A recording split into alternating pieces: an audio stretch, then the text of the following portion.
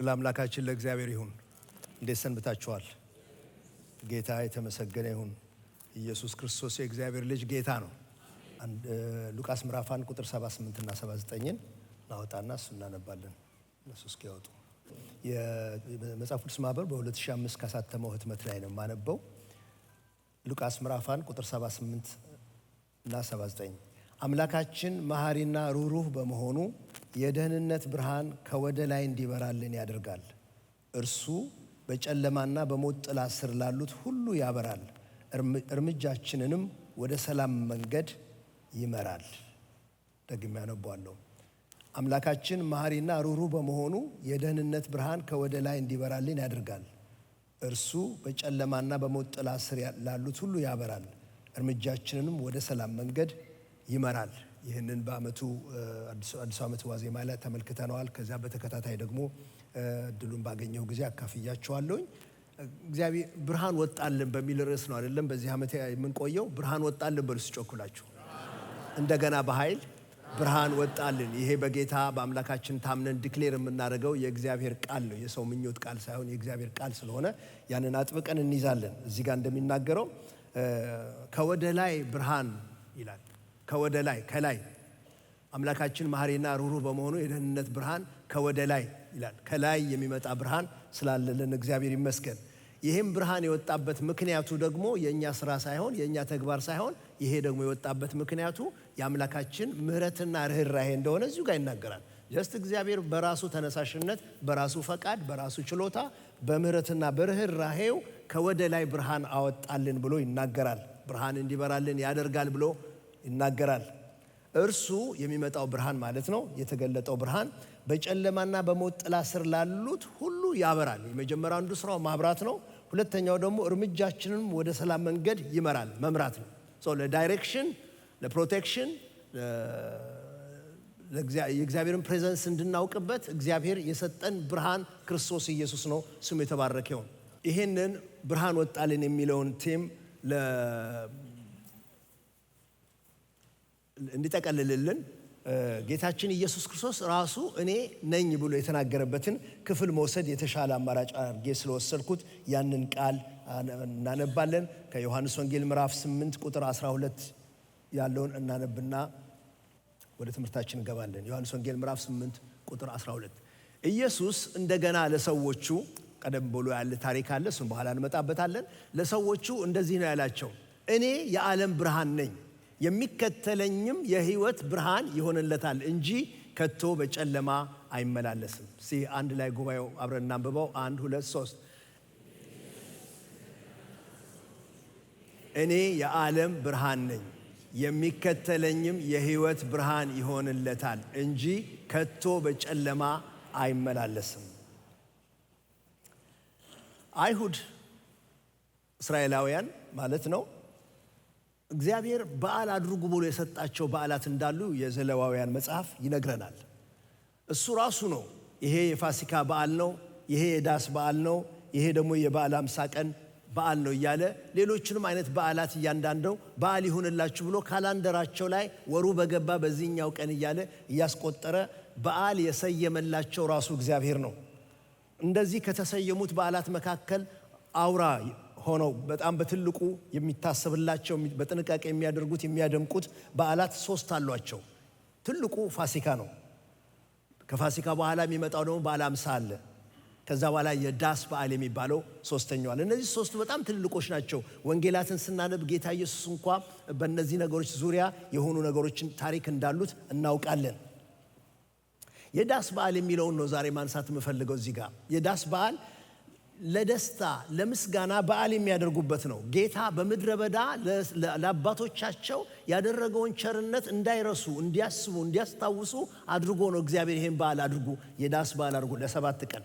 በምድረ በዳ ቤት ሳይኖር መሬት ሳይመሩ ፎቅ ሳይሰሩ ቋሚ መኖሪያ ሳያደርጉ በምድረ በዳ ዳስ እየሰሩ ይኖሩ እንደነበረ፣ ድንኳን እየጣሉ ይኖሩ እንደነበረ፣ ካገኙት እንጨት ላይ መጠለያ ሰርተው ይንቀሳቀሱ እንደነበረ፣ እግዚአብሔር ወዳለላቸው የተስፋ ምድር እስኪገቡ ድረስ ከወጡበት እስከሚገቡበት ድረስ በዳስ ይኖሩ እንደነበረ፣ በዚያ ጊዜ እንዳልተራቡ እንዳልተጠሙ እግዚአብሔር በምህረትና በቸርነቱን ተንከባክቦ እንዴት እንደጠበቃቸው እንዲያስታውሱ፣ አባቶቻቸው የሄዱበት መንገድ ነው፣ ግን እነሱ ችላ እንዳይሉ እንዳይረሱ፣ ዛሬ በገጠማቸው ነገር ከአምላካቸው ጋር እንዳይተላለፉ እንዳይጣሉ እግዚአብሔር የዳስ በዓል አድርጉ። በዚህ የዳስ በዓል ቀን ትልቅ ፎቅ ያለው ግራውንድ ፕላስ ምናምን ያለው በሙሉ ይወርዳል። በውጪ ከቅጠልና ከእንጨት ዳስ ሰርቶ ውጪ ያድራል። በድህነትም የሚኖር በደሳሳ ጎጆ የሚኖር ካለ ያም ሰው ከዛ ጎጆ ይወጣና በእንጨትና በቅጠላ ቅጠል በሚሰሩ ዳስ ሰርቶ በዳስ ውጪ ሁሉም ሰው ኤቭሪባዲ ወጥተው በዳስ ይኖራሉ። ዋናው ዓላማው የእኩልነት ጥያቄ ሳይሆን ዋናው ዓላማው እግዚአብሔር ለአባቶቻቸው በምድረ በዳ እነዚያን ሁሉ ዓመታት ሲጓዙ ያደረገላቸውን ቸርነትና በጎነት አስታውሰው አስበው እግዚአብሔርን እንዲያመሰግኑ የምስጋናና የደስታ በዓል የዳስ በዓል 7 ቀን ቀውጢ ነው የሚሆነው። ከተማዋ በአንደኛው የኢየሩሳሌም ጉዞአችን ይሄንን በሚያደርጉበት ጊዜ ነበር የተጓዝነው። ቀውጢ ነበር። በጣም ነው ትልቅ እንቅስቃሴ ያለው። ሁሉ ሰው ውጪ ነው የሚወጣው። ይታያችሁ አገሩ በሙሉ ውጪ ለማደር ቢወጣ ብላችሁ አስቡት። የዛፍ ቅጠሎች ያመጣሉ፣ እንጨቶች ያመጣሉ፣ ዳስ ይሰራሉ፣ የምድረ በዳቸውን ኑሮ ያስታውሳሉ። ይሄ ብቻ ሳይሆን በምድረ በዳ እግዚአብሔር ውሃ እንዳቀረበላቸው ደግሞ እንዲያስታውሱ በመቅደሱ ዙሪያ ውሆችን እያመጡ ያፈሳሉ። ውሆችን እያመጡ የሚያፈሱባቸው ስፍራዎች አሏቸው። ምን እንዲያስቡ? በዚያ ጭው ባለ ምድረ በዳ እግዚአብሔር ከዓለት ውሃ እንዳፈለቀላቸው፣ አባቶቻቸው በጥም እንዳላለቁ፣ ሁሉንም የሚያጠጣ የእግዚአብሔር ምንጭ እንደነበረላቸው እንዲያውቁ ውሃ ያመላልሳሉ። ይሄ አንዱ የበዓሉ ፓርት ነው። ውሃ ሲያዩ ለ7 ቀን በምድረ በዳ እግዚአብሔር ምንጭ እያፈለቀ ውሃ እየሰጠ እንዴት እንደተከባከባቸው ያስባሉ። እንደውም ይሄንን ምዕራፍ 7 ላይ ታገኙታላችሁ። ምዕራፍ 7 ቁጥር 37 ላይ ጌታ ከበዓሉ በታላቁ በኋለኛው ቀን ኢየሱስ ቆሞ ማንም የተጠማ ቢኖር ወደ እኔ ይምጣና ይጠጣ፣ በእኔ የሚያምን መጽሐፍ እንዳለ የሕይወት ውሃ ወንዝ ከሆዱ ይፈልቃል ብሎ ጮኸ ብሎ ይናገራል። ምዕራፍ 7 ላይ የምታገኙት ነው።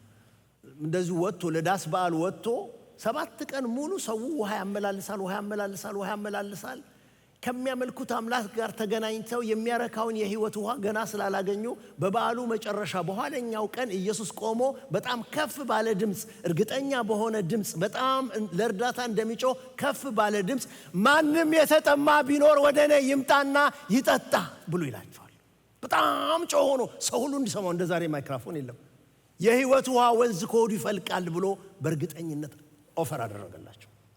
ያ በምድረ በዳ አባቶቻችሁ የጠጡት ከዓለት የጠጡት ውሃ እሱ ጥላው ነው። እውነተኛው ውሃ፣ ለዘላለም ሕይወት የሚሆን ውሃ፣ እውነተኛው ውሃ፣ ወደ እግዚአብሔር የሚያደርስ ውሃ፣ የነፍስን ጥማት የሚያረካ ውሃ እኔ ያለሁ፣ የሚያምንብኝ የሕይወት ውሃ ወንዝ ከሆዱ ይፈልቃል ብሎ ጮኸ።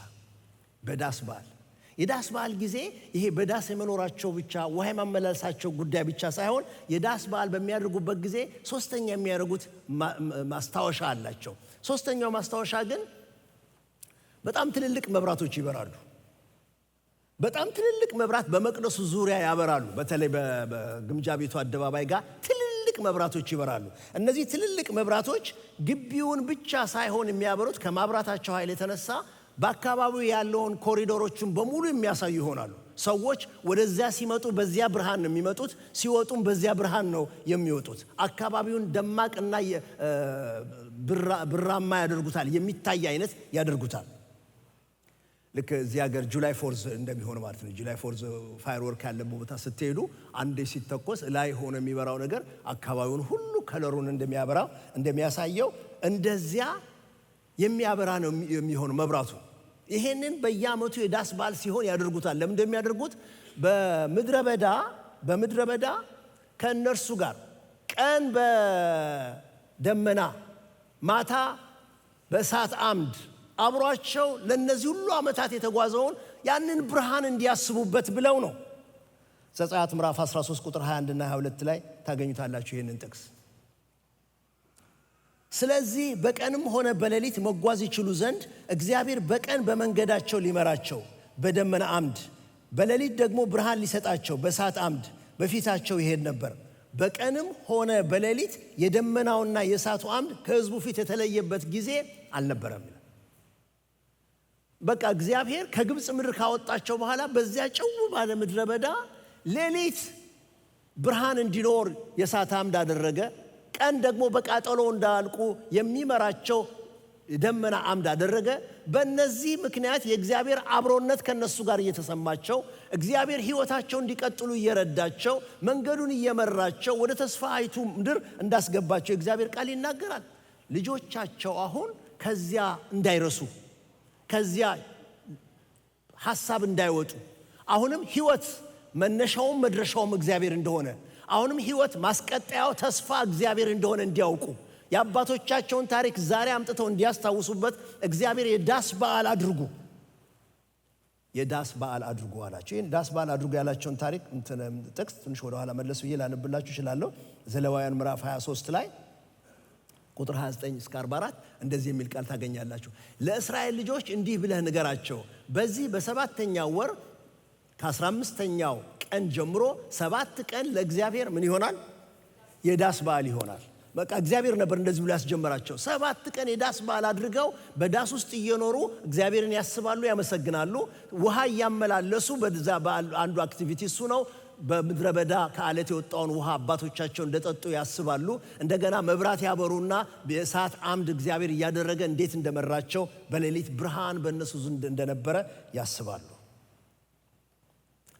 በጣም ትልቅ ነገር ነው። ስለዚህ ዮሐንስ ወንጌል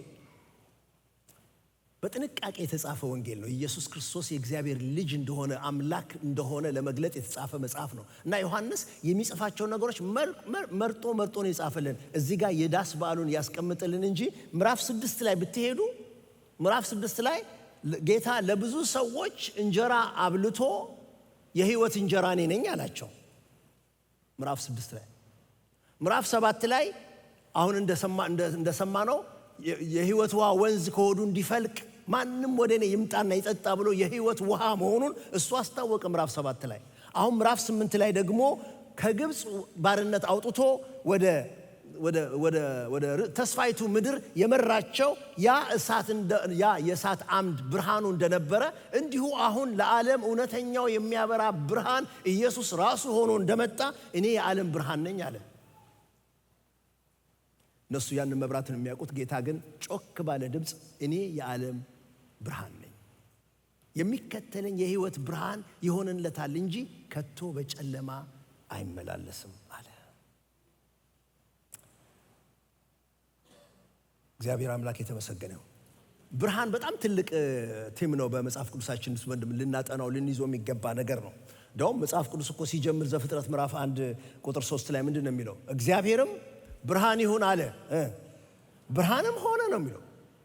ገና ምዕራፍ 1 ቁጥር 3 ላይ እግዚአብሔርም ብርሃን ይሁን አለና ብርሃን ሆነ ብሎ ይነግረናል። ወደ ራእይ ምዕራፍ 22 ጋር ደግሞ ሄዳችሁ ቁጥር 5 ላይ ከእንግዲህ ወዲህ ሌሊት አይኖርም፣ ጌታ አምላክ ስለሚያበራላቸው የመብራት ወይም የፀሐይ መብራት ብርሃን አያስፈልጋቸውም። የሚጨርሰውን በዛ ነው መጽሐፍ ቅዱስ። ሲጀምሩ በዚህ የሥጋ አይናቸው የሚያዩት እንዲያበራላቸው ትልቁንና ትንሹን ብርሃን አድርጎ እግዚአብሔር ብርሃን ይሁን ብሎ ብርሃንን አደረገላቸው ለሰዎች።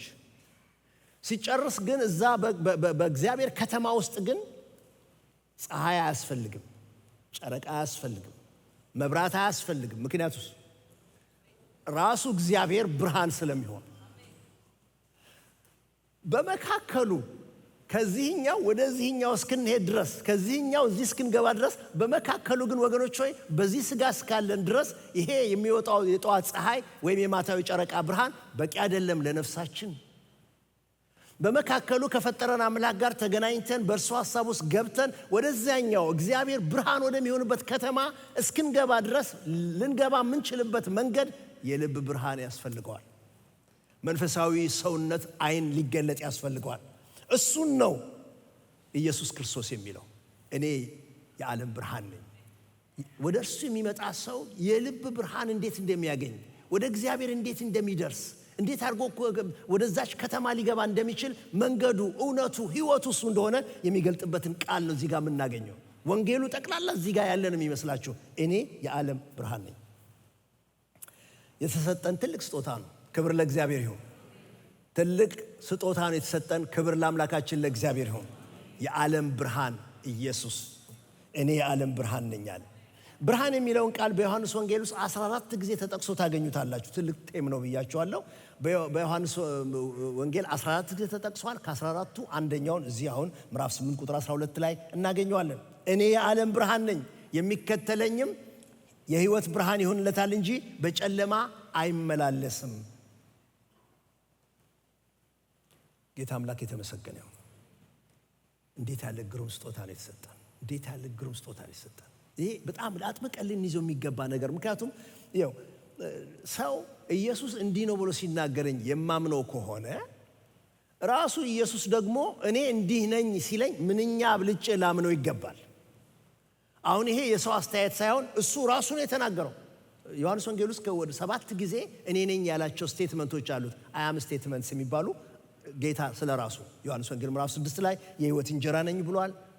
ምዕራፍ 8 ላይ የዓለም ብርሃን ነኝ ብሏል። ምዕራፍ 10 ላይ በሩ እኔ ነኝ ብሏል። እንደገና ምዕራፍ 10 ላይ መልካም እረኛ እኔ ነኝ ብሏል። ምዕራፍ 11 ላይ ትንሣኤና ሕይወት እኔ ነኝ ብሏል። ምዕራፍ 14 ላይ መንገድ፣ እውነት፣ ሕይወት እኔ ነኝ ብሏል። ምዕራፍ 15 ላይ እውነተኛ የወይን ተክል እኔ ነኝ ብሎ እሱ ያለውን ነገር ልናምን ልንቀበለው የሚገባ ነገር ነው። እርግጥ አይሁዶቹ ምናሉት አንተ ስለ ራስህ ትመሰክራለህ አሉት።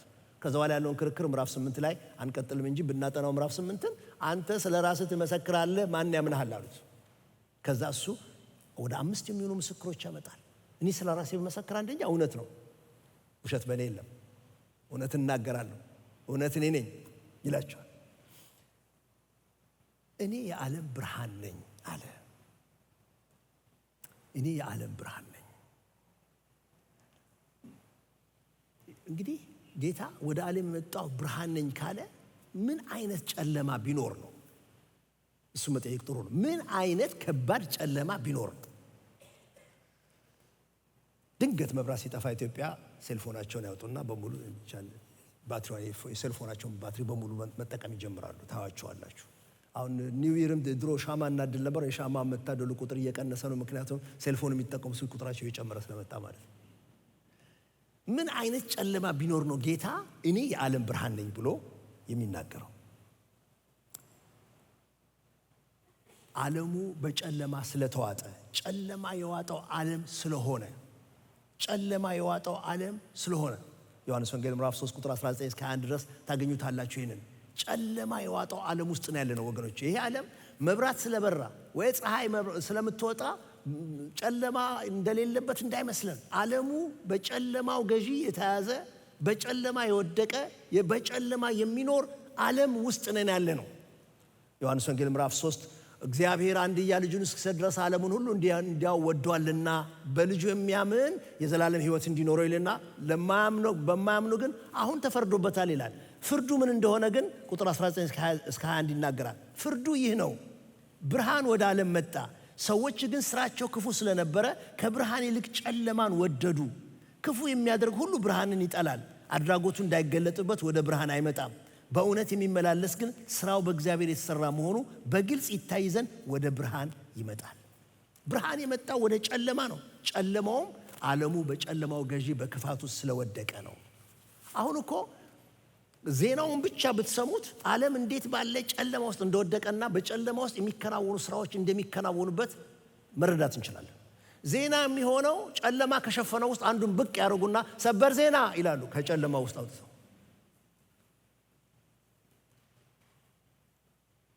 ዓለሙ በጨለማ ውስጥ ነው ያለው። እንደውም ጌታ የሚለው ምንድነው? ሰዎች ስራቸው ክፉ ስለሆነ ከብርሃን ይልቅ ወደ ጨለማ ነው የሚሮጡት። ምክንያቱም ጨለማው ይሸፍንላቸዋል። ጨለማው የሚመች ስፍራና ሁኔታ ይፈጥርላቸዋል።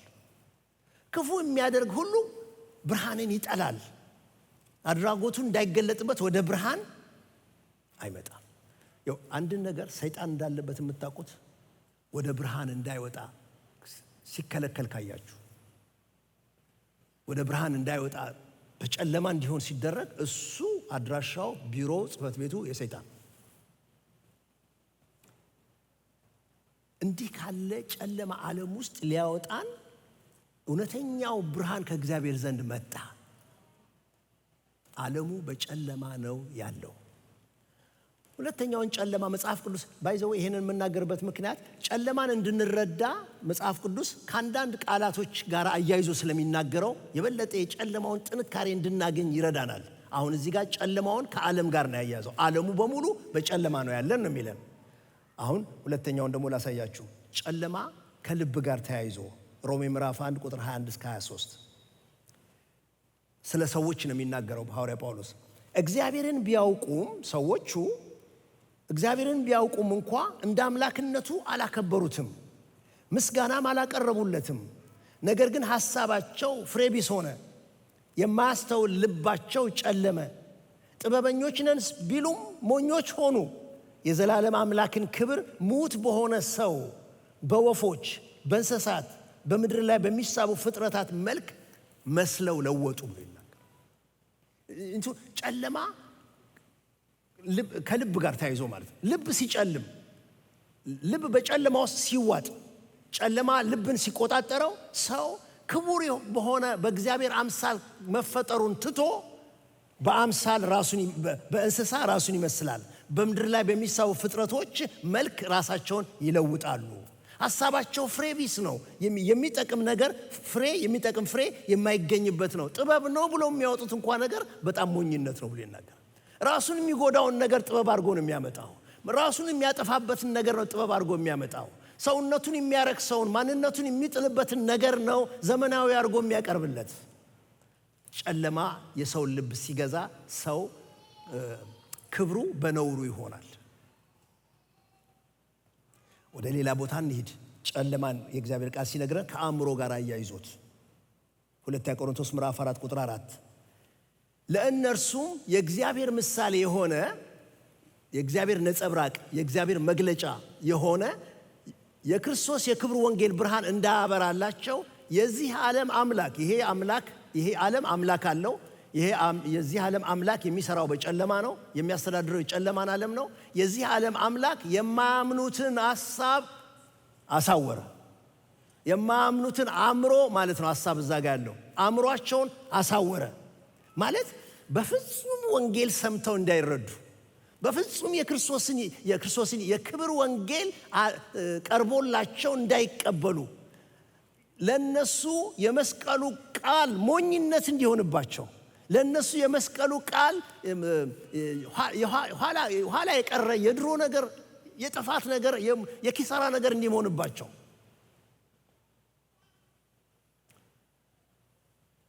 የዚህ ዓለም አምላክ የጨለማው ዓለም ገዢ የጨለማው ስርዓት የሰዎችን አእምሮ አሳወረ፣ ሸፈነባቸው፣ ከደነባቸው።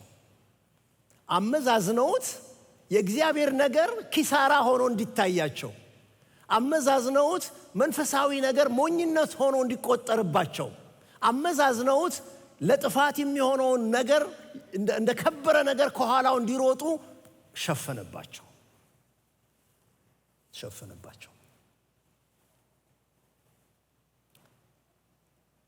ያ አእምሮ ከተያዘ ሂሳብ ይበላሻል፣ ቅደም ተከተል ይበላሻል። የሚረባውንና የማይረባውን መለየት መቸገር ይሆናል። የጊዜውና የዘላለሙን መለየት ይጠፋናል። አእምሮ ሲያዝ በእግዚአብሔር ዘንድ የከበረው ነገር በሰው ዘንድ የተናቀ ይሆናል። በእግዚአብሔር ዘንድ የተናቀው ነገር አእምሮ በተያዘባቸው ሰዎች ዘንድ በጣም የከበረ፣ የሚሟሟቱለት፣ የሚጋደሉለት ነገር ይሆናል። አንዳንድ ጊዜ አልፍ ብዬ ከህይወት ታሪክ የተናገርኳችሁ ይመስለኛልና ወላጆቼ ሲያሳድጉኝ ነጋዴ እንደመሆን አድርገው ነበር የሚያስቡት። ትምህርት ቤት እሄዳለሁ፣ እማራለሁ፣ ግን ወዳጆቼ ንግድ ቤት ስላላቸው የእነሱን ንግድ ደግሞ እረዳለሁ፣ ከእነሱም ጋር አብሬ እሳተፋለሁ እና ለእሱ በጣም ለአባቴ ማለት ነው የሚቀርብ ሰው የሚያስበኝ እንደዛ ነበርና በኋላ ግን እኔ ወደ ቤተ ክርስቲያን እያጠነከርኩ ሲሄድ እያጠነከርኩ በኋላ ደግሞ የማገልገል ነገር ብዬ ስመጣ ሰውየው ያለኝ ቃል ባጭር ቃል እሱ እንደገለጠው ከሽፈሃል።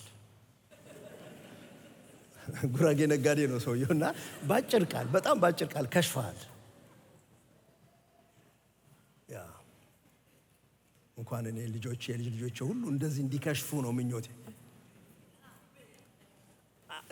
አእምሮ ከተያዘ በቃ ሰው የከበረና የተዋረደውን ነገር አይለይም። እግዚአብሔር ያከበረውን ነገር ሰውየው ይንቅበታል፣ ወይም እግዚአብሔር የናቀውን ነገር ሰውየው የሚጋደልለት ነገር ይሆናል።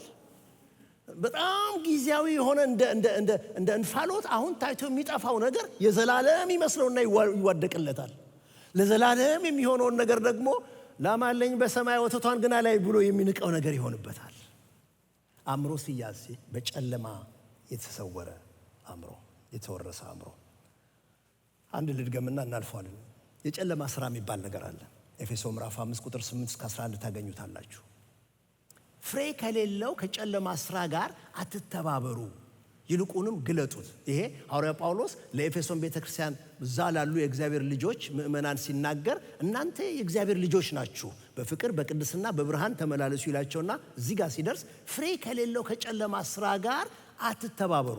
ጨለማ ውስጥ ዝም ብሎ ጨለማ የለም። በዚህኛው ሐሳቤ አንድ ክፍል ውስጥ መብራት ብናጠፋ መብራቱ ከጠፋ በኋላ አንዳንዴ የምትሰሙት ነገር ጫ የምትል የሆኑ እቃዎች ድምፅ ሰው ይሆናል እንጂ ጸጥ ያለ ነው፣ ምንም ነገር የለም። ጳውሎስ ግን እንደሱ አለ። ኖ በዚህ የጨለማ ዓለም ውስጥ አምላክ አለ። ያ የጨለማው አምላክ ገዢው ክፉ ስለሆነ ሳያቋርጥ ይሰራል። አንዳንዴ ተከራይቶ አንዳንድ ጊዜ ገዝቶም በሆነ መንገድ የሚጠቀምበትን አምጥቶ ስራ ላይ ነው ያለው። ኦርደር አለው፣ ሃይራርኪ አለው። በደንብ ተደራጅቶ የጨለማ ስራ እየተሰራ ነው ያለው።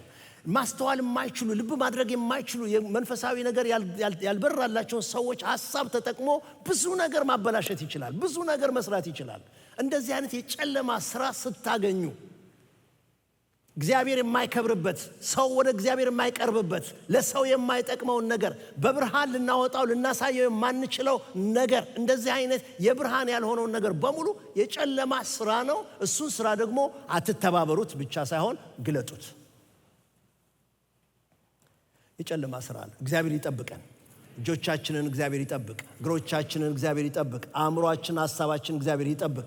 እኛ የብርሃን ልጆች ነን። በብርሃን እንደሚመላለሱ ሰዎች ነገራችን ሁሉ በግልጥ እንድናደርግ እግዚአብሔር ይርዳን። የድሮ ኑሯችን ግን እንደዚህ ነበር። የድሮ ኑሯችን ወደ ጌታ ሳንመጣ የነበረው ኑሮ ልክ እንደዚህ ነበር። በጣም በሚገርም መንገድ እዩት።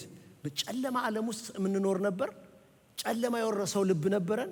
ጨለማ ያሳወረው አእምሮ ነበረን። የጨለማ ስራ የምንሰራ ነበርን። ከዚያ ውስጥ ነው ጌታ ያወጣን።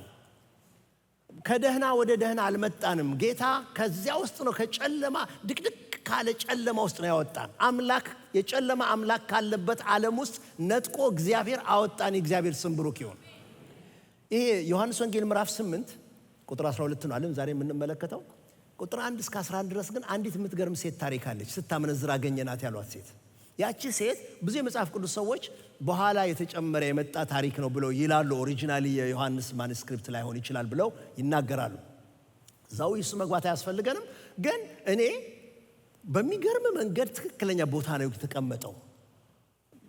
እንትኑን ዙሪያ ገባውን የሚያስተናግድ የሚያያይዝ ነገር ነው ብዬ ታሪኩን በጣም ነው የምወደው። እሱ ምዕራፍ 7 ላይ በዳስ በዓል ተናግሮ እኔ የሕይወት ውሃ ወንዝ ከሆዳችሁ እንዲፈልቅ የምሰጥ የሕይወት ውሃችሁ እኔ ነኝ እያለ ሲናገር ቆይቶ አሁን ይችን ሴት ያመጡለታል። ይች ሴት ስታመነዝር አገኘናት ብለው ነው አምጥተው ሙሴ በሕጉ ትገደል ይላል፣ አንተ ምን ትላለህ አሉት። ስለ ማስረጃ ችግር የለም፣ ስለ እርግጠኝነቱ ችግር የለም፣ ምንም ጥያቄና መልስ የለውም። እሷም አትከራከርም። የሚሉት ያሉት ምንድነው? ሙሴ ሕግ እንደዚህ ይላል፣ አንተ ምን ትላለህ? ይገርማል።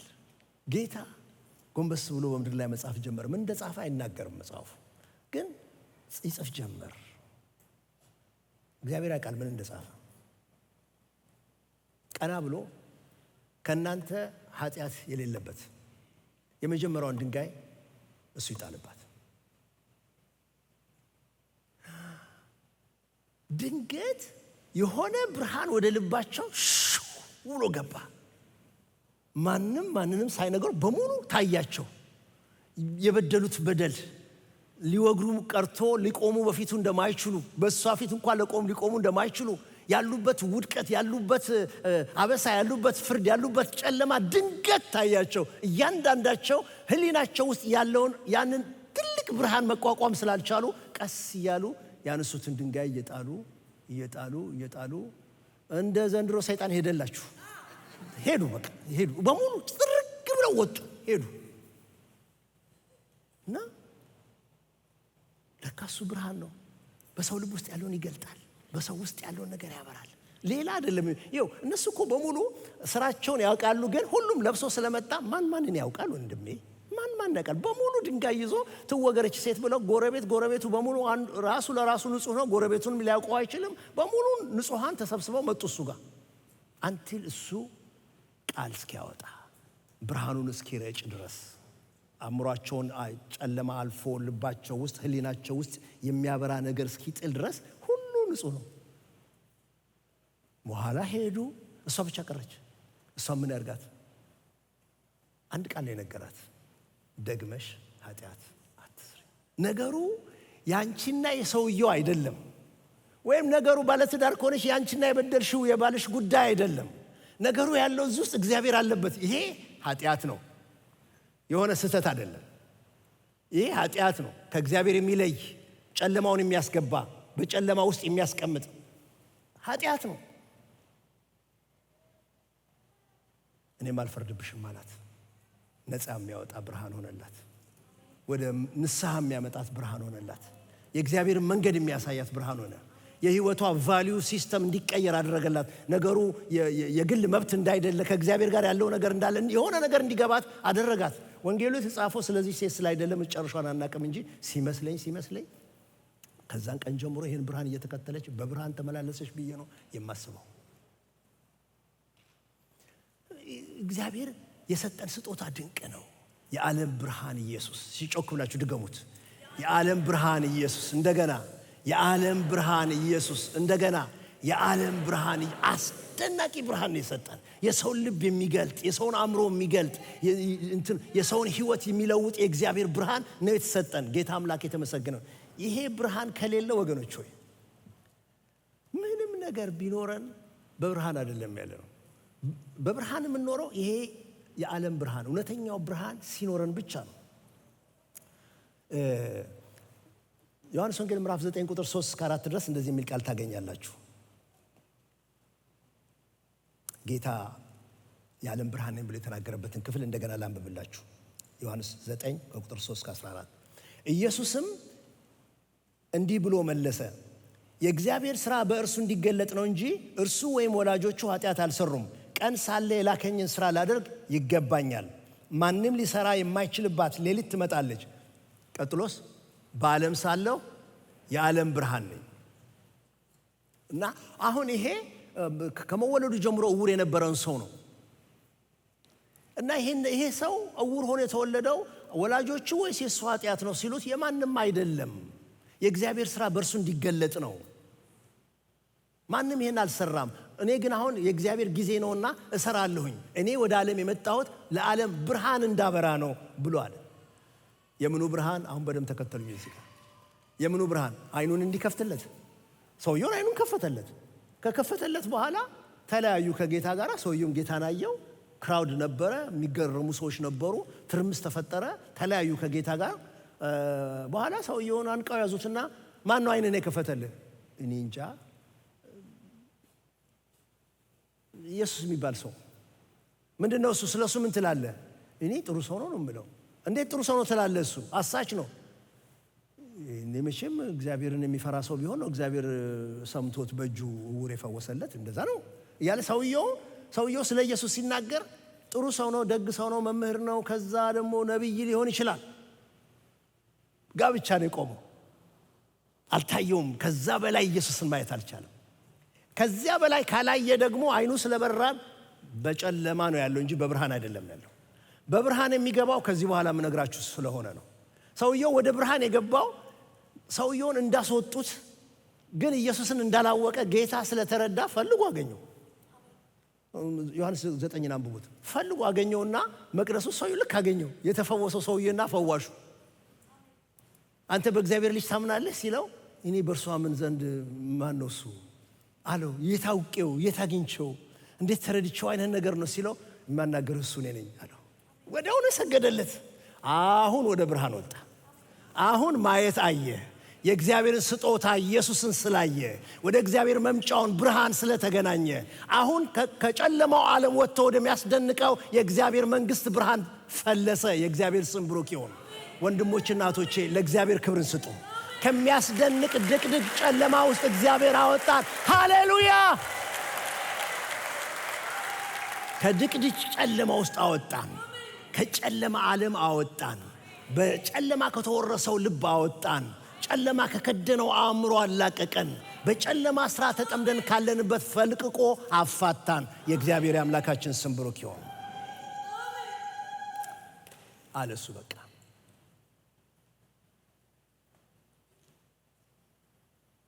የዓለም ብርሃን ኢየሱስ። ይሄንን ተናግሮ ጌታ አላቆመም። ይሄን ተናግሮ የዓለም ብርሃን እኔ ነኝ ብሎ ተናግሮ አላቆመም። ስለሱ ብቻ ቢሆን ይሄን ተናግሮ ያቆም ነበር። ግን የመጣው ስለ ራሱ ሊናገር አይደለም። ባይዘው ኢየሱስ ስለ ራሱ መናገርም ማስረጃ መሰብሰብም አያስፈልገውም። እሱ እግዚአብሔር ነው። ከዘላለም የእግዚአብሔር ልጅ ነው። የማናችንም ድጋፍ ቮት አያስፈልገውም። ላይክ ሼር አያስፈልገውም። እሱ እግዚአብሔር ነው። ግን የመጣው ለእኛ ስለሆነ ቀጥሎ ያለውን ተናገረ። እኔ የዓለም ብርሃን ነኝ ካለ በኋላ ቀጥሎ ያለውን እዩት። ዮሐንስ 8 ቁጥር 12 እኔ የዓለም ብርሃን ነኝ ካለ በኋላ የሚከተለኝም የሚከተለኝ በሉ እንደገና የሚከተለኝ በሉ። ይሄ እዚህ ሐሳብ ጋር ነው ትንሽ የምንቆየው። ጌታ ትዝ ይላችኋል፣ ብርሃን ያበራሉ ብያችኋለሁ አይደል? መቅደሱ ዙሪያ እና ብርሃን ሲያበሩ የሚመጣው ሰው በዚያ ብርሃን ተመርቶ ነው የሚመጣው። የሚሄደውም ሰው ያንን ብርሃን በሚያሳየው መንገድ ሄዶ የሚሄደው ጀስት እኛ በጨለማ ባትሪ አብርተን ባትሪውን ተከትለን እንደምንሄድ እንደዚያ ጌታ እኔ የዓለም ብርሃን ነኝ ካለው በኋላ የሚከተለኛል። በጣም ሰው ናቹራል ነገር ነው። ሰው በጨለማ ብርሃን ካበራ ብርሃኑን መከተል ስላለበት ማለት ነው። እና ጌታ እንደሱ አለ፣ እኔ የዓለም ብርሃን ነኝ የሚከተለኝም አለ። ይሄ የሚከተለኝ የሚለው ነገር በጣም ጌታን ስለመከተል ነገር በጣም ተደጋጋሚ ነው። አሁን ዮሐንስ ወንጌል ብንሄድ ዮሐንስ ወንጌል ምዕራፍ 12 ላይ ታገኙታላችሁ። ጌታ ደጋግሞ ብሎታል። ምዕራፍ 12 ቁጥር 23-26 ኢየሱስም እንዲህ ሲል መለሰላቸው፣ የሰው ልጅ የሚከብርበት ሰዓቱ ደርሷል። እውነት እላችኋለሁ የስንዴ ቅንጣት መሬት ላይ ወድቃ ካልሞተች ብቻዋን ትቀራለች። ብትሞት ግን ብዙ ፍሬ ታፈራለች። ነፍሱን የሚወድ ያጣታል፣ በዚህ ዓለም ነፍሱን የሚጠላ ግን ለዘላለም ሕይወት ይጠብቃታል። አሁን ይሁት የሚያገለግለኝ ቢኖር ይከተለኝ፣ እኔም ባለሁበት አገልጋይም በዚያ ይሆናል፣ የሚያገለግለኝንም አባቴ ያከብረዋል። ዮሐንስ እንደጻፈው። ማርቆስ ደግሞ እንደዚህ ሲል ጽፎልናል ምዕራፍ 8 ላይ።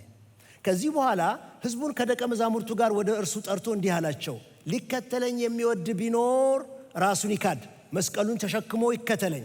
ነፍሱን ለማዳን የሚወድ ሁሉ ያጠፋታል፣ ስለ እኔና ስለ ወንጌል ነፍሱን የሚያጠፋ ሁሉ ግን ያድናታል። ዮሐንስም ጽፈውታል፣ ማርቆስም ጽፈውታል። ጌታ ራሱ የሚከተለኝ ቢኖር ብሏል። የሚከተለኝም የሕይወት ብርሃን ይሆንለታል እንጂ በጨለማ ከቶ አይመላለስም ብሏል። ጌታ ራሱ ደጋግሞ ስለ መከተል ነገር ተከተሉኝ፣ የሚከተለኝ ቢኖር ብሏል። ሐዋርያቱም ሲጽፉልን ጌታን ስለ መከተል ጽፈዋል። እኛም እንኳ ዘንድሮ ጌታን ሰዎች ከተቀበሉ ተከተል ጌታን ነው የምንለው። በቃ የፕሮግራም ነገር እንዳይሆን አጥብቆ ቆርጦ እንዲከተል ስለ መከተል እናወራለታለን። በቤተ ክርስቲያናችን ውስጥ ሰዎች ጌታን ሲቀበሉ አጽንኦት ሰጥተን የምንነግራቸው ነገር ኢየሱስን መምሰል የሚል ትምህርት አለ፣ ጌታን መከተል የሚባል ትምህርት አለ። እነዚህን ትምህርቶች ተከታተሉ ብለን አጥብቀን ነው የምንገፋፋው ጌታን ስለመከተል። ጌታን መከተል በሉ እስቲ ምን ማለታችን ነው? ሰውን ጌታን መከተል አለበት ተከተል ስትሉት አመነ እኮ በቃ ካመነ በኋላ ተከተል ደግሞ ምን ማለት ነው? ምን ማለታችን? መከተል የሚለው ቃል በግሪኩ ቃል መጽሐፍ ቅዱስ አዲስ ኪዳን በተጻፈበት ቃል አኮሉቴን ነው የሚለው። የግሪክ ቃል ሀብታም፣ ባለጠጋ፣ ወፍራም ቃል ነው ማለት አንድ ቃል ነው፣ ግን ወደ 4-5 የተለያዩ ማጠናከሪያ፣ ማሳመሪያ፣ ማጣፈጫ ስሜቶች ያሉት ነገር ጋር የተያዘ ነው። ልክ በፊልጵስዩስ ስንማር ኮይኖኒያ የሚል ቃል እንደተመከ ስለ ህብረት ኮይኖኒያ የሚለው ቃል ወፍራም ነው እንዳልኳችሁ። ይሄ መከተልም በመጽሐፍ ቅዱስ በጣም ወፍራም ቃል ነው። ስሜቶች አሉት። ትንሽ እነሱን ጥቂት ነገር ላንሳላችሁ ለምትጽፉ ሰዎች ይረዳል። የመጀመሪያው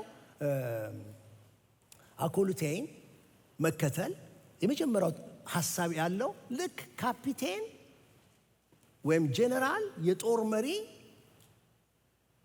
ወታደሮቹን ሲመራ ካፒቴኑን እንደሚከተል ወታደር፣ ጄኔራሉን እንደሚከተል ወታደር ወደ ጦር ሰፈር፣ ወደ ጦር ሜዳ፣ ወደ አንድ ወደማይታወቅ ለወረራ ወደ ሄዱበት አዲስ ክልል ሲሄዱ ዋናውን መሪ አዋጊውን፣ ስልት አዋቂውን፣ ካፒቴኑን ተከትሎ እንደሚሄድ ወታደር የሚል ስሜት አለው። ይሄው ቃል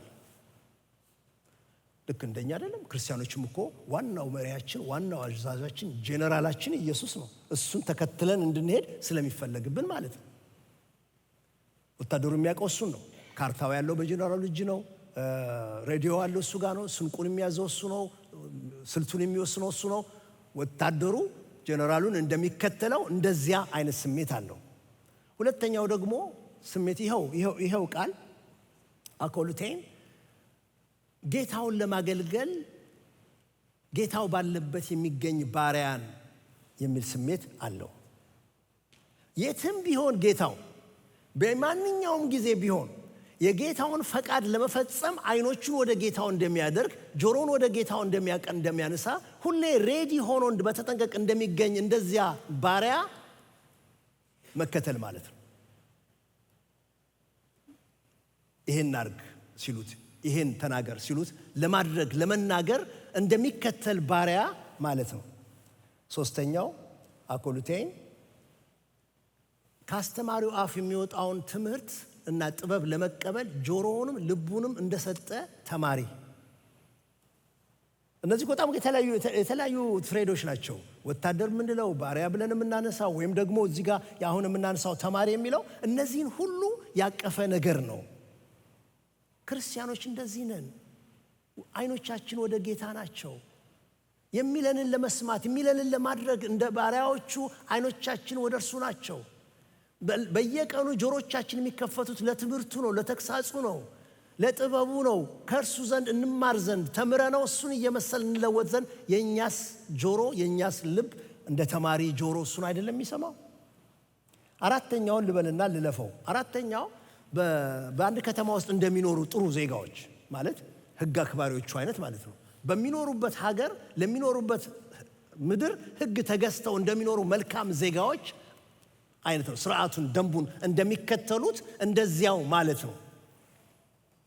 ጌታ የሚከተለኝ ብሎ ሲናገር እነዚህን ሁሉ ሐሳቦች ያቀፈ ነገር ነው። ማንም የሚከተለኝ ልክ ወታደሩ እንደሚከተል፣ ተማሪው እንደሚከተል፣ ባሪያው እንደሚከተል፣ መልካሙ ዜጋ እንደሚከተል እንደዚህ የሚከተለኝ ቢኖር ብሎ ማለቱ ነው። ኳሊፋይ ያደርገዋል እዛ ጋር። ዊሊያም ባርክሌ ታወቀ መጽሐፍ ቅዱስ ተንታኝ ነው። እሱ ካለው ነገር እኔ ላንብብላችሁ፣ ዝም ታገሱኛላችሁ። የክርስቶስ ተከታዮች መሆን ማለት አካልን፣ ነፍስን፣ መንፈስን ለጌታው በመታዘዝ መስጠት ማለት ነው። እሱን መከተል ደግሞ በብርሃን መራመድ ማለት ነው። ብቻችንን ስንሄድ መሰናክልና ማመንታት አይቀርም። ምክንያቱም ብዙዎቹ የህይወት ችግሮቻችን ከመፍትሄያችን በላይ ስለሆኑ ብቻችንን ስንሄድ የተሳሳተ መንገድ መከተል ግድ ነው። ምክንያቱም አስተማማኝ የህይወት ካርታ የለንምና። በምድራዊ መንገድ ዘልቆ ለመጓዝ ሰማያዊ ጥበብ እጅግ ያስፈልገናል። እርግጠኛ መሪና ትክክለኛ ካርታ ያላቸው ሰዎች ወደ ጉዟቸው መዳረሻ በሰላም የሚመጡት እነሱ ናቸው። ያ መሪ ለኛ ኢየሱስ ክርስቶስ ነው። የህይወት ካርታውን የያዘው እሱ ብቻ ነው። እሱን መከተል በህይወት ውስጥ በደህንነት መራመድና ከዚያም ወደ ክብር መግባት ነው ይላል። እግዚአብሔር ይርዳን። እንዴት ነው እየተከተል ነው ያለ ነው? እንደ ወታደር፣ እንደ ባሪያ፣ እንደ ተማሪ፣ እንደ መልካም ሰማያዊ ዜጋ ወይስ እንዴት ነው የምንከተለው? ምክንያቱም መከተል በጣም ራሱን የቻለ ደረጃ ስላለው ማለት ነው። ገጥሟቸው አያውቁም? ባልና ሚስቶች ሲነጋገሩ በዚህ ነገር ሲጨቃጨቁ ተከተኝ ይላል። በሁለት መኪና ሊሄዱ እሱ ከፊት ገብቶ አልከተልም ነው የምትለው። ለምን? ጥሩ መሪ ስለማይሆን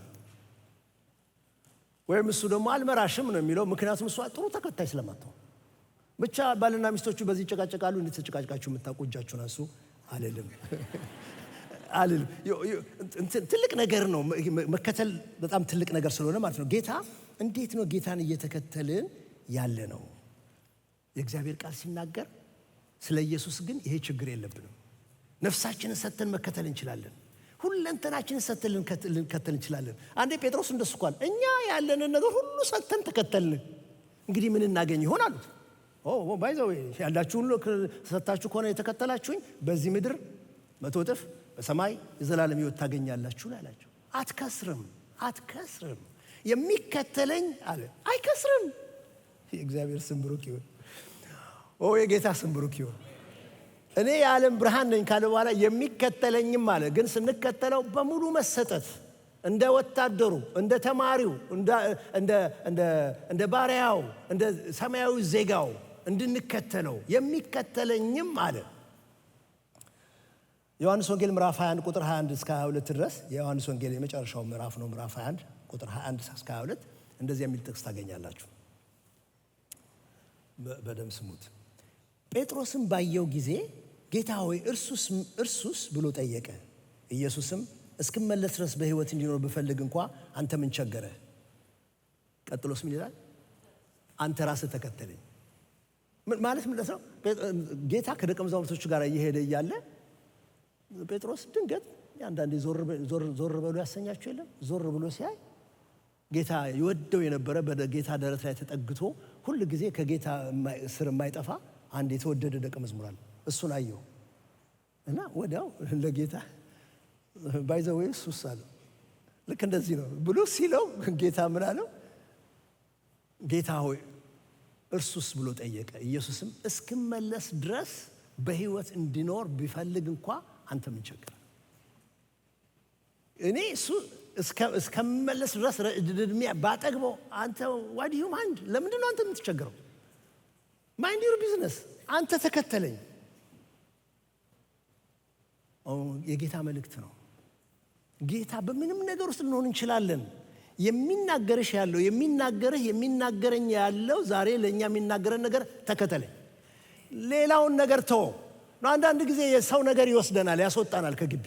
አንዳንድ ጊዜ የሆነ ሰውዬ ነገር ከመንገዳችን ያስወጣናል። እንዲህና እንደዚያ ለምን ብለን ከእግዚአብሔር ጋር እንሟገታለን። ፊት ለፊታችን ካለው ነገር ጋር እንነጋገራለን። እግዚአብሔር ግን ያለው ድምፅ አንድ ነው። ምን ቸግሮ? አንተ ተከተለኝ አለው። እጆቻችንን እናንሳ እንጸልይ። እግዚአብሔር ሆይ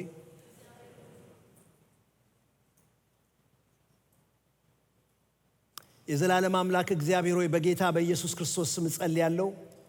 ይህ ቃል ለእያንዳንዳችን በመንፈስ ቅዱስ እንደመጣ እስክናውቅ ድረስ የጌታ መንፈስ በልባችን ውስጥ እንዲያከብደው ጸልያለሁ። አንተ ተከተለኝ ብለህ በምትለን በማናቸውም መንገድ እንከተል ዘንድ እባክህ ልባችንን ሳበው።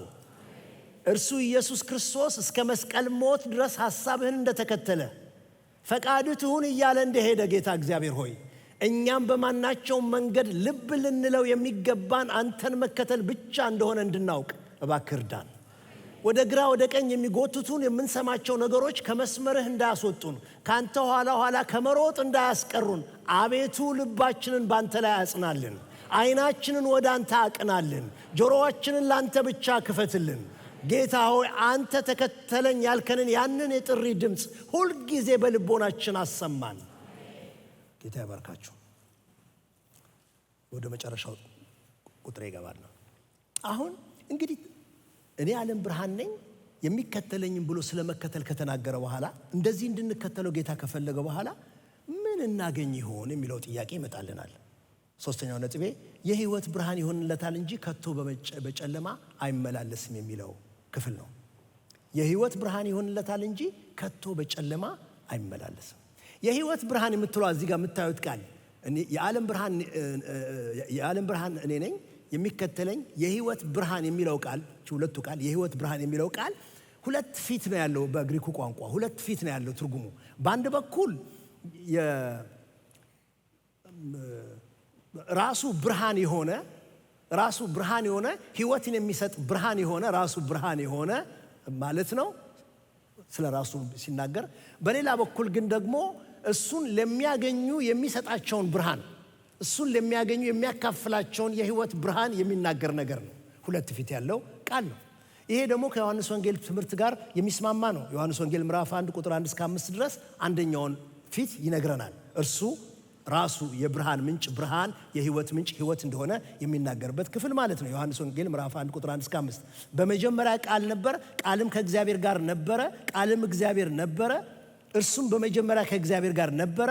ሁሉ ነገር በእርሱ ተፈጥሯል፣ ከተፈጠረው ሁሉ ያለ እርሱ የተፈጠረ ምንም የለም። ህይወት በእርሱ ነበረች፣ ይህች ህይወት የሰው ብርሃን ነበረች።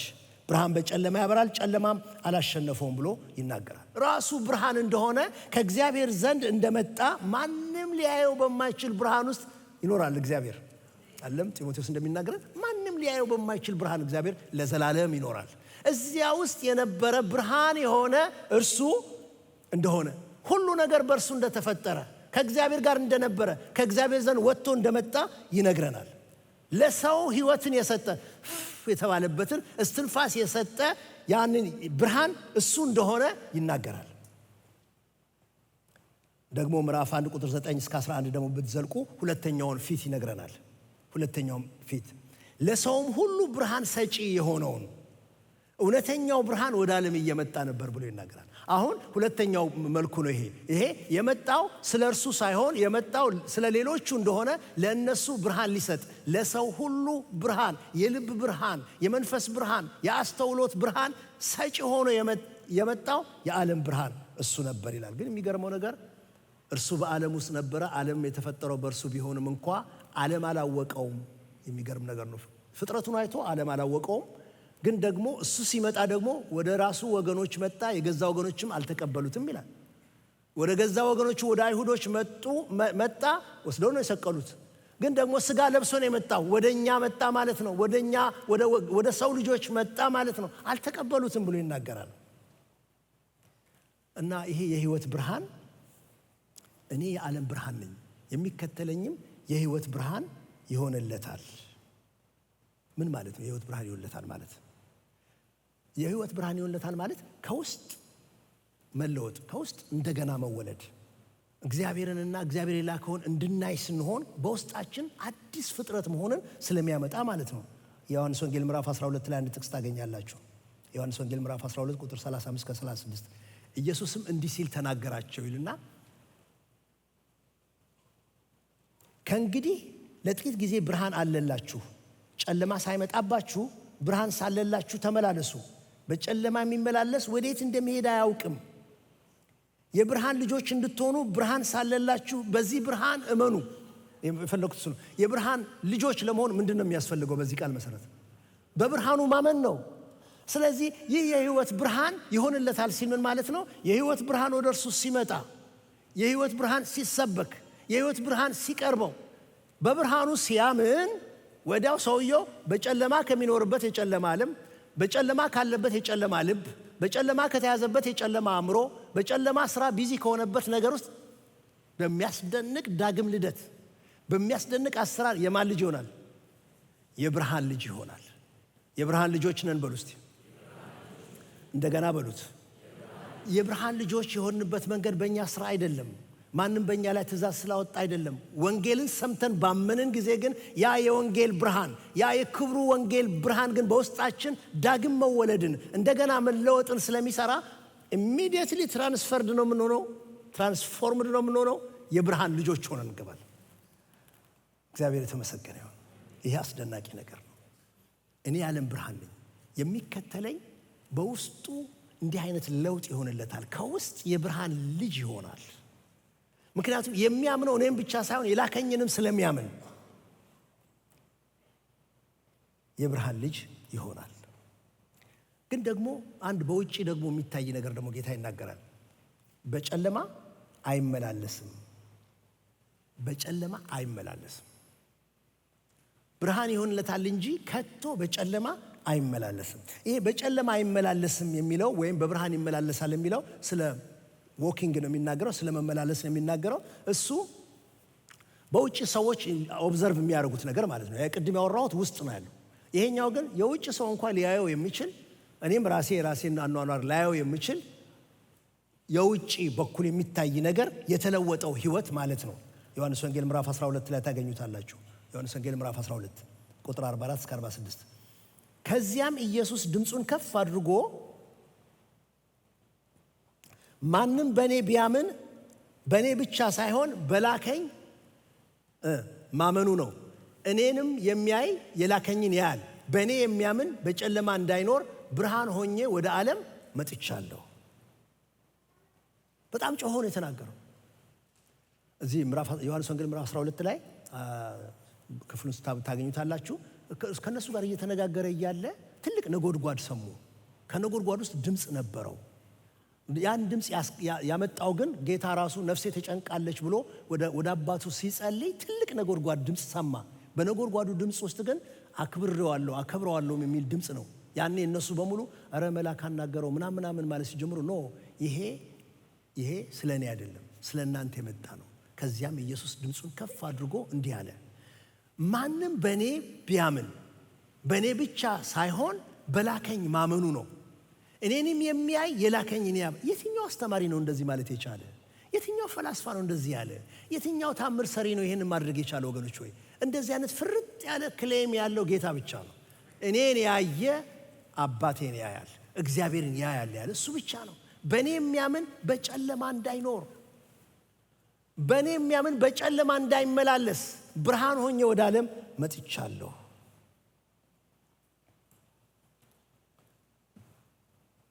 ምክንያቱም እግዚአብሔር ብርሃን ነው።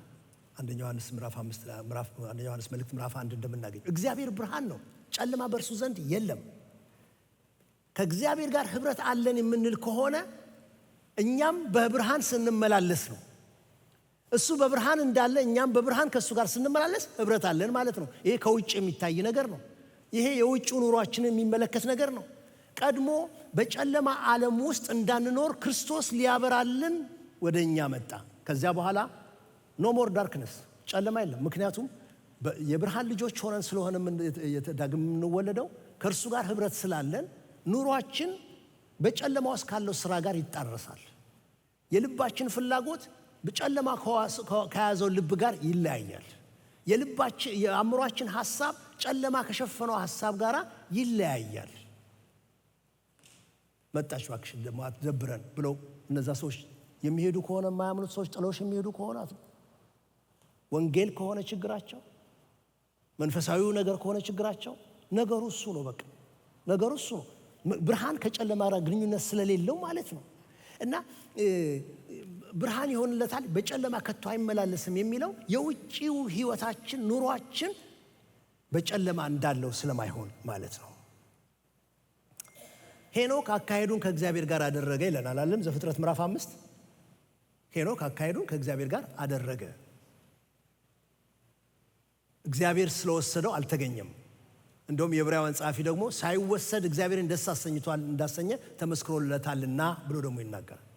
በቃ በጨለማ አይመላለስም ማለት ከእግዚአብሔር ጋር አካሄዱን አድርጎ መሄድ ማለት ነው።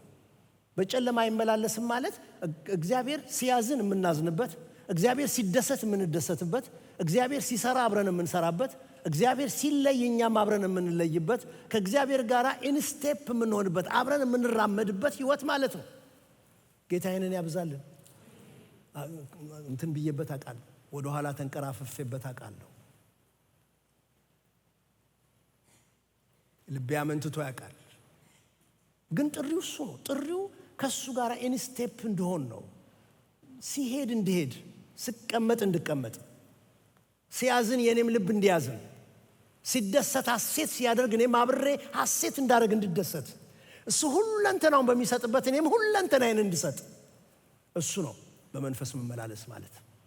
በጨለማ ሳይሆን በብርሃን መመላለስ ማለት እሱ ነው። በአዲስ ኪዳን ቋንቋ ካወራ ነው ገላትያን ምዕራፍ 5 ቁጥር 16 ላይ ነገር ግን እላለሁ በመንፈስ ተመላለሱ የሥጋን ምኞት አትፈጽሙ።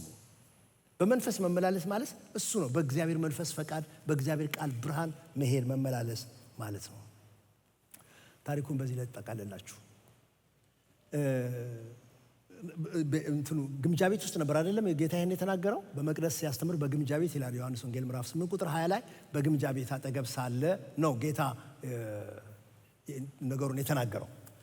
እዛ ጋር የሚበሩ ትልልቅ ብርሃኖች አሉ ብያቸዋለሁ። እነዚህ ትልልቅ ብርሃኖች ለ7 ቀን ሲበሩ ከቆዩ በኋላ ቀኑ እያለፈ ሲሄድ መጨረሻው ቀን ሲመጣ ብርሃኖቹ ተራ በተራ እየጠፉ ይሄዳሉ። ልክ አሁን እዚህ አዳራሽ ውስጥ ያሉ ብርሃኖች እኮ እኛ ስንወጣ ይጠፋሉ። እነዚያ ትልቅ ቦግ ብለው የኢየሩሳሌምን መቅደስ ዙሪያ ኮሪዶሮች ሁሉ የሚያሳዩት ደማቆቹ ብርሃኖች እግዚአብሔር እንዲያስታውሳቸው በብዙ ያበሯቸው መብራቶች እየጠፉ ጌታ ተናገረ። የዓለም ብርሃን እኔ ነኝ፣ የሚከተለኝ ቢኖር የሕይወት ብርሃን ይሆንለታል እንጂ በጨለማ አይመላለስም አለ። እነዚያ መብራቶች ሲጠፉ ነው ያለው ጌታ። ምን ማለቱ ነው?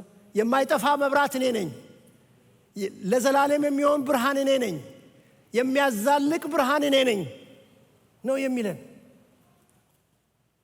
ምናልባት ዛሬ እዚህ ስፍራ ወንጌልን ብዙ ጊዜ ሰምታችሁ ያልወሰናችሁ ከሆነ በጌታ ፍቅርና ምሕረት ለምናችኋለሁ።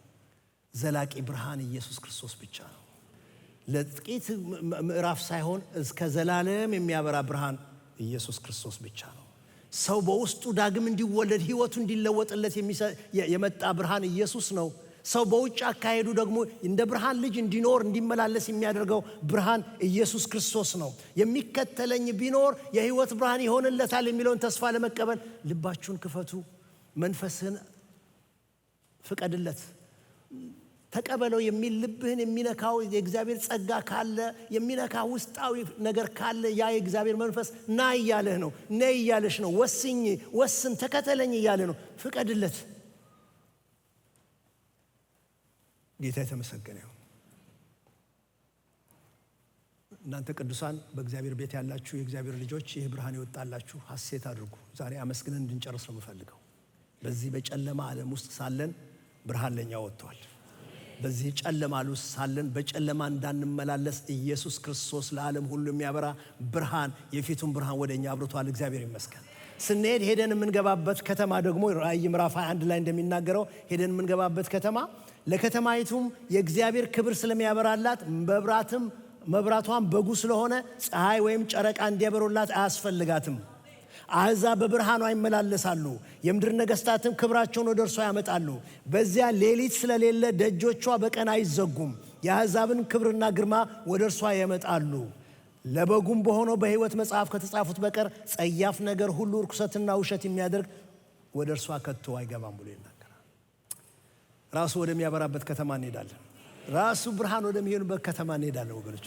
ዛሬ ፀሐይ እንደዚህ ነው፣ ዛሬ ዝናቡ እንዲህ ነው ወደማይባልበት፣ ሜትሮሎጂ የሚባል ነገር ወደማንሰማበት፣ ራሱ እግዚአብሔር የሚያበራበት፣ ሌሊት በር አይዘጋም ይላል። ሌሊት የለም፣ በር አይዘጋም። ጌታ የተመሰገነ ይሁን። እንዲህ ወዳለበት ከተማ ያደርሰን ዘንድ ይሄ ብርሃን ተሰጠን። ፎሎዊም ይሄን ብርሃን ተከትላችሁ የምትገቡበት አድራሻችሁ ወገኖች ሆይ እዚህ እግዚአብሔር ራሱ ወደሚያበራበት ከተማ ትገባላችሁ። በሞት ሸለቆ እንኳን መሄድ ቢያስፈልግ ተከተዩ። በዚያ ሸለቆ ውስጥ ወስዶ ወደ ሕያዋን መንደር ያስገባሃል። በዚያ በሕያዋን መንደር ራሱ በጉ መብራት ይሆንልሃል፣ ያበራልሃል። ከዚያ በኋላ ሐዘን የለም፣ ለቅሶ የለም፣ ስቃይ የለም፣ ህመም የለም፣ መርዶ የለም። ለዘላለም በጉ ብርሃን በሆነበት ከተማ እንኖራለን። እግዚአብሔር የተባረከ ይሁን።